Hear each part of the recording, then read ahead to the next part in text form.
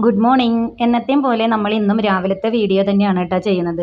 കാരണം വേറെ ഒന്നല്ല, നമുക്ക് രാവിലത്തെ വീഡിയോ എടുക്കാനാണ് എളുപ്പം. കാരണം ഇത് കഴിഞ്ഞ് കഴിഞ്ഞാൽ പിന്നെ ഷോപ്പിൽ പോയി ഷോപ്പിൽ നിന്ന് വരുമ്പോൾ വീട്ടിലേക്ക് എത്തുമ്പോഴേക്കും ഏകദേശം 8-8:30 ആവും സമയം കേട്ടോ.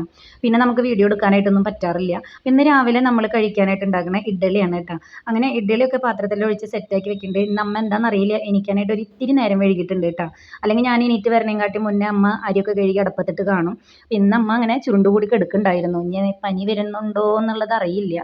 ഞാൻ എന്തൊട്ട് ഈ താന്ന് നോക്കണ വെച്ചെങ്കിൽ നമ്മുടെ ഗ്യാസ് കത്തണതൊന്ന് ചെറുതായിട്ട് ഇങ്ങനെ ചുരുങ്ങിയിട്ട് വരുന്നുണ്ട് കേട്ടോ. 3 അടുപ്പിൻ്റെ മുകളിൽ ഓരോന്ന് വെച്ചിട്ടുണ്ട്. ഒന്നിൻ്റെ മുകളിൽ നമ്മുടെ ചോറ് തിളയ്ക്കുന്നുണ്ട്, ഒന്നിൻ്റെ മുകളിൽ ചായയുടെ വെള്ളം പഞ്ചസാര ഇട്ടിട്ട് വെച്ചിട്ടുണ്ട്, തള വരണുള്ളൂ. പിന്നെ കുക്കറിൽ നമ്മൾ മുതിര ആദ്യം തന്നെ വേവിച്ച് മാറ്റി വെച്ച കാരണം രക്ഷപ്പെട്ടു. പിന്നെ അതുപോലെ തന്നെ നമ്മുടെ ഇഡ്ഡലി വേവിക്കാനായിട്ട് വെച്ചിട്ടുണ്ടായിരുന്നു. ഇഡ്ഡലിയും വെന്ത് കഴിഞ്ഞിട്ടുണ്ട് കേട്ടോ. അപ്പോൾ തന്നെ ഞാൻ വേഗം 3 അടുപ്പും ഓഫ് ചെയ്തു. കാരണം നമുക്ക് ചട്നി ഉണ്ടാക്കണം, കടുക് ഇറക്കണം, പിന്നെ നമ്മുടെ മുതിര ഉപ്പേരി ഇടണം. ചായ പിന്നെ നമുക്ക് കിച്ചണിലായാലും ഉണ്ടാക്കാമല്ലോ. ചോറ് പിന്നെ ചാക്സാനിക്ക് ഇറക്കി വെച്ചു, അത് പിന്നെ അവിടെ ഇരുന്നിട്ട് ആയിക്കോളൂല്ലോ. ഇത് പിന്നെ ഞായറാഴ്ച മേടിച്ചതാണ് കേട്ടോ നമ്മൾ വെളിച്ചെണ്ണ. അത് കഴിയാത്ത കാരണം പൊട്ടിച്ചൊഴിച്ചിട്ടുണ്ടായിരുന്നില്ല. അപ്പോൾ അത് മൂടി തുറക്കാൻ കിട്ടാണ്ട് ഞാനമ്മ കുറേ നേരം അതിൻ്റെ മുകളിൽ നിന്നുട്ടോ. അങ്ങനെ കുറേ സമയം പോയി. പിന്നെ അതൊക്കെ അതിൽ പൊട്ടിച്ചൊഴിച്ചു. അത് കഴിഞ്ഞിട്ട് നമ്മുടെ ചട്നി കടുക് ഇറത്തു കേട്ടോ. ഭാഗ്യത്തിന് അതിനുള്ള ഇതുണ്ടായിരുന്നു, ഗ്യാസ് ഉണ്ടായിരുന്നു. പിന്നെ അത് കഴിഞ്ഞിട്ട് മുതിര മുളകിടാൻ ഞാൻ എപ്പോൾ കഴിയും ദൈവമേ എന്ന് വിചാരിച്ചിട്ടാണ് ചട്ടി അടപ്പത്ത് വെച്ചത്.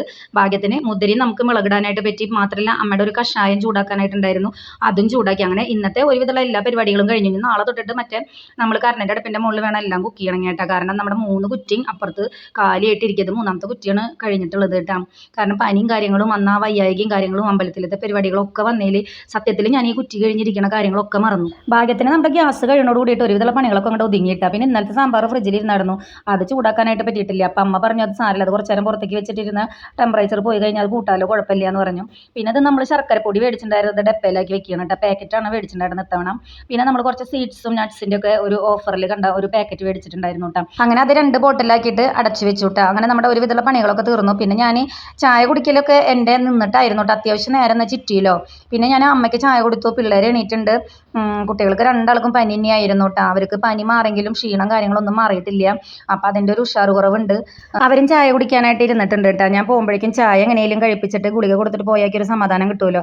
മാത്രമല്ല അമ്മയ്ക്കൊന്ന് ചെറുതായിട്ടൊരു തൂങ്ങൽ പോലെ ഉണ്ട് കേട്ടോ. എന്തോ ഒരു ക്ഷീണം പോലെ കാണാണ്ട്. അമ്മ ഇന്ന് സാധാരണ നേരത്തെ എണീക്കാറുള്ളതാണെന്ന് കുറച്ച് നേരം വൈകിട്ടാണ് അമ്മ എണീറ്റിട്ടുള്ളത് കേട്ടോ.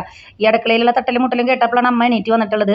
അങ്ങനെ അവർക്കൊക്കെ ചായ കൊടുത്തു, ഞാനും ചായ കുടിച്ചു. അതൊക്കെ കഴിഞ്ഞ് വന്നിട്ട് ഞാൻ തലേനാൾ സാധാരണ അയൺ ചെയ്ത് വെക്കാറുണ്ട്. അയൺ ചെയ്യേണ്ടതാണെന്നുണ്ടെങ്കിൽ ഇന്നിപ്പോൾ അതൊന്നും ചെയ്യാൻ പറ്റിയിട്ടില്ല. ഇന്നലെ അതൊന്നും ചെയ്യാൻ പറ്റിയിട്ടില്ല.